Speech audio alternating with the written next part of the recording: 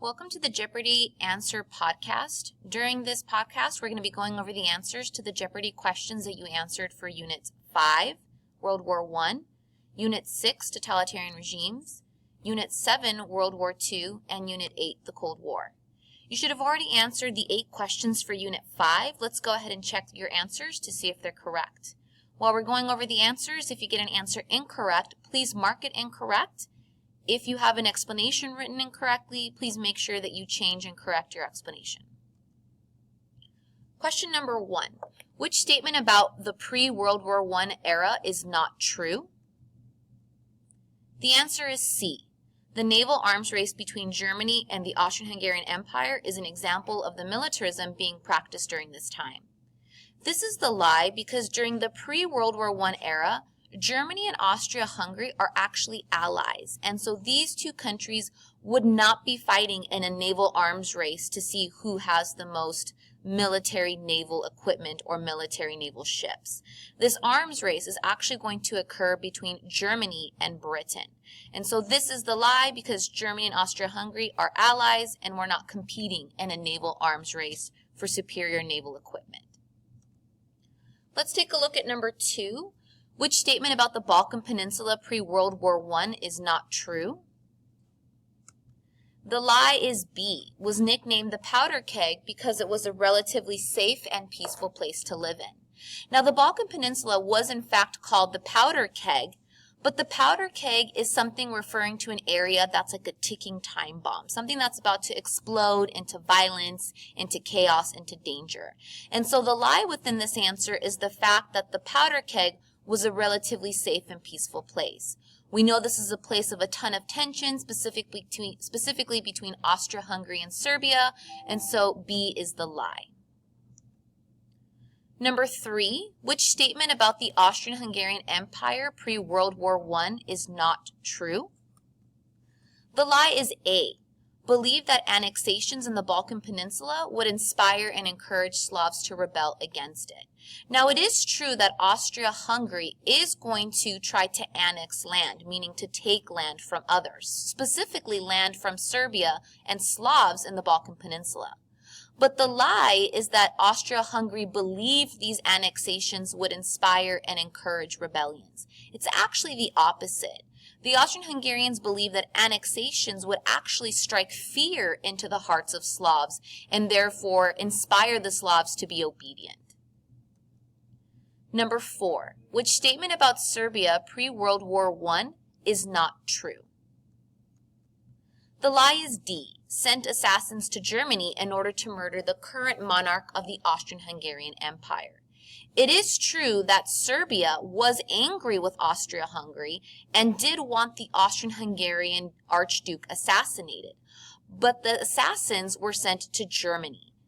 Not to Germany, excuse me. If you remember, these assassins were sent to Sarajevo. Sarajevo is inside the Austrian-Hungarian Empire, and so these assassins went to the Austrian-Hungarian Empire. They did not go to Germany, so that is the lie.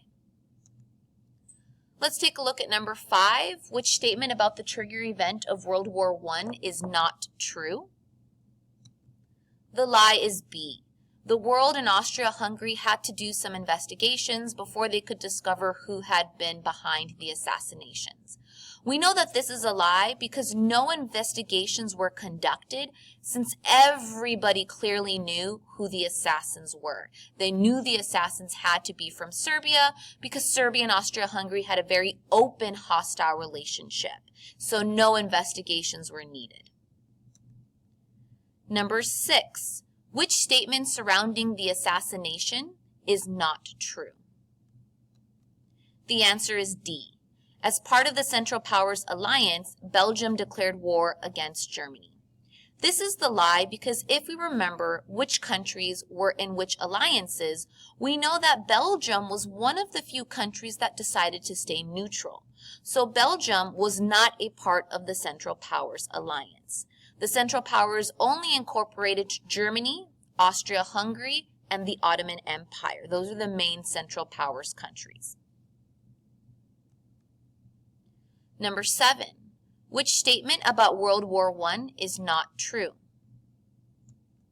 The answer is D. Saw the use of trench warfare because the great powers of Europe were unindustrialized.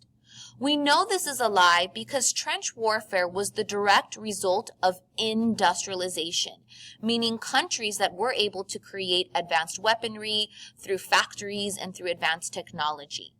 If a country had been unindustrialized, as stated in our answer, then countries would not have had advanced weapons and therefore trench warfare would not have been needed. And so D is the lie because it was not unindustrialization, it was actually industrialization. Let's take a look at number 8. Which statement about the ending of World War I is not true? The answer is A. Opinions on what post-World War I should look like were similar from nation to nation. We know this is the lie because at that Paris Peace Conference during the post-World War I era, where countries were trying to decide what would happen now that the war was over, we know that the opinions for each country were very different. They were not similar. And because of these differences, we know it was very difficult for the Paris Peace Conference to even finally get to a treaty that would actually end the war. So A is the lie. That concludes our first podcast answer review for Unit 5, World War I. If you scored 8 to 7 points, you're at an A. 6 to 5, you're at a B. 4 points is a C. 3 to 2 is a D. And 1 to 0 is an F. Go ahead and tally up your score to see what you would currently receive on a letter grade. If you scored a D or lower, it's extremely important that you review all of your Unit 5 notes on World War I because all 8 questions are a good indication of key concepts and key events that you need to have mastered for the Unit 5 section of your final exam.